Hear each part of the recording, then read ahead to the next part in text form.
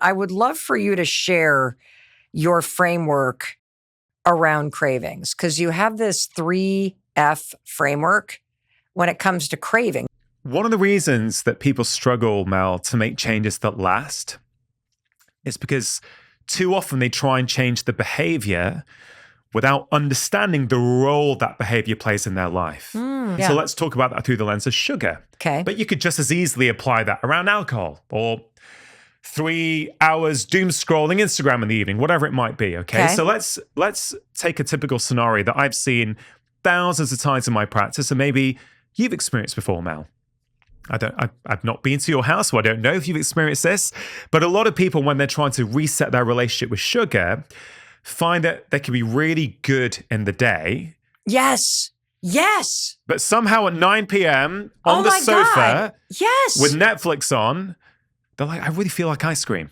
That's where I just screw it all up, Dr. Chatterjee. I can be so good all day. And then I'm like, why didn't I go to bed earlier? If I had just gone to bed at 8:30 and started reading, I wouldn't have eaten half a bag of this salty, buttery popcorn. Yeah. It's so important. And there's a couple of things to say there. First of all, the brain is an associative organ, right?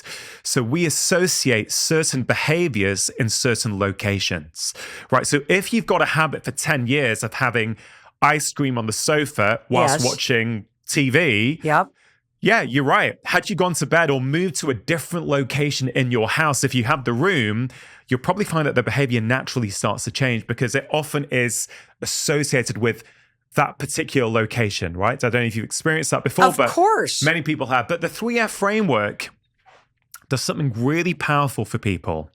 It helps them understand, why do I keep on doing this? Okay.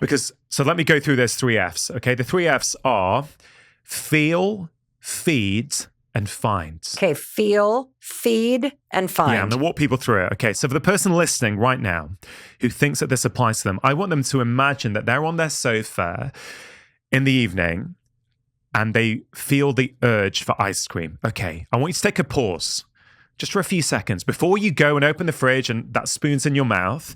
Take a pause.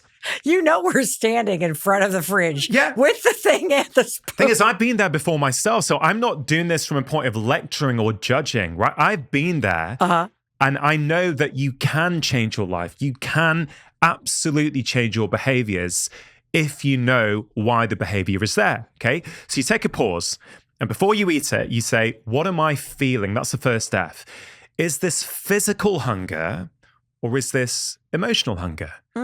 Oh, yeah, you know what? I had a full meal 1 hour ago. I'm actually not hungry. How do you know the difference, though? Because I'm a good talker, so I can be like, I think I'm actually hungry. I think I need a little. Well, you know the difference by practicing. Okay, you don't know the difference by suddenly doing it once and going, oh, no, I really am hungry. No, it's all these things. We need to develop the skill by turning inwards. Okay. So we have to ask ourselves regularly. It's not as hard as you think. I've done this with thousands of patients. Okay.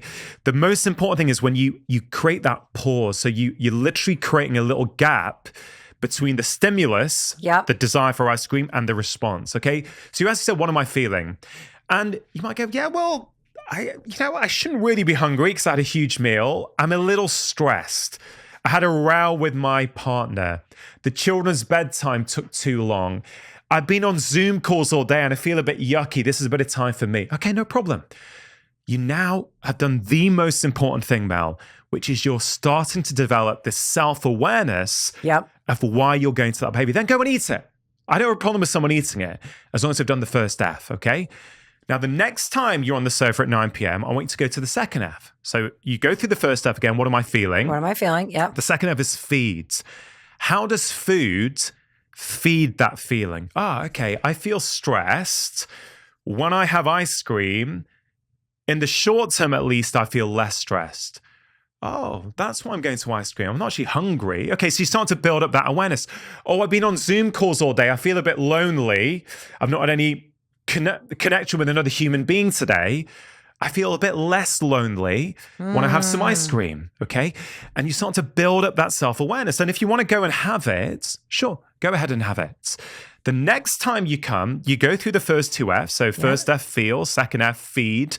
Then you go to the third F, now that I know the feeling, now that I know how sugar feeds the feeling, can I now find an alternative behavior to feed that same feeling?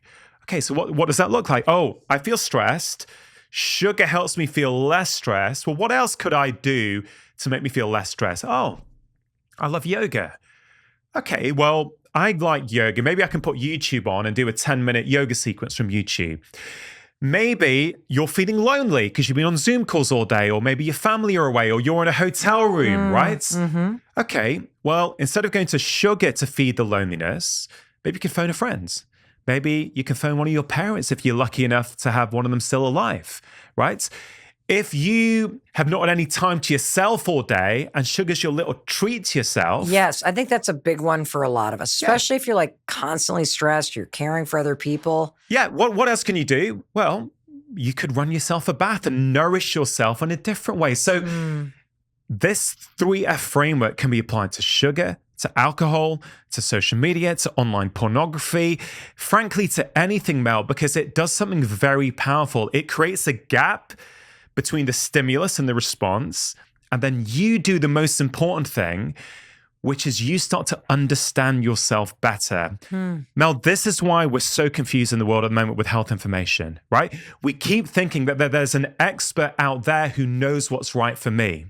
The person who's eating too much sugar in the evening, right? Let's say you're trying to stop ice cream in the evening on your sofa. Yep. Mel, you don't need another book on sugar. Right?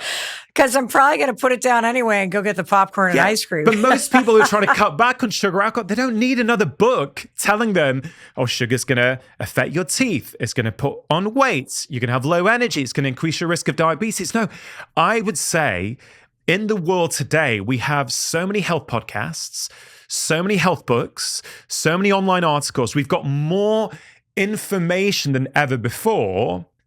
Yet despite that, our physical health is getting worse. Our mental health is getting worse. So the case I'm making in this new book, Mel, is that we don't need more external knowledge necessarily. We need more internal knowledge, more self-awareness, more insights. That's how you change your life for good, right? You listen to experts like you, Mel, or me, but then you put it through your own filter and go, does this work for me? Is this the right approach for me? And that's what I found to be the most useful thing throughout my entire career, Mel. The patients who've changed their life for good, somewhere along the line, it stopped being my plan and it became their plan. Oh, I love that. It's such a key point, Mel. People will often ask me, well, are each of those 3Fs as important as the other? No, they're not. The most important F is the first F. Feel. What am I feeling? I would say that's 80 to 90% of it. When you break the loop of this patterning of sofa, I want some ice cream, open the freezer, spoon in my mouth, right? We've all been there, Mel, right?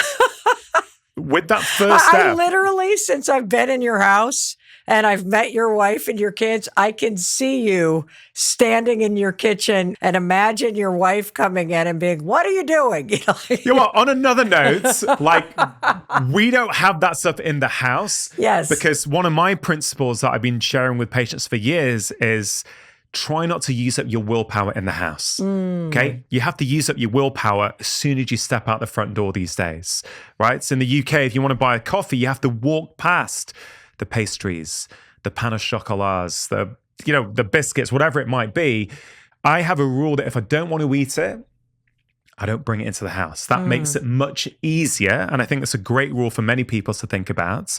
But that first F, Mel, where you just start to understand yourself, I've seen it with patients. It starts to change everything. You may not change it straight away, but I tell you, within a week, you're coming there, you're on the sofa, you're thinking, wait a minute, I don't need this. I know what's going on here. And you feel the sense of control. Yeah. Mel, I've read your new book recently, The Let Them Theory, and I love it.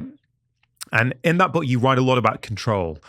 Okay, this base human need that we want to feel in control.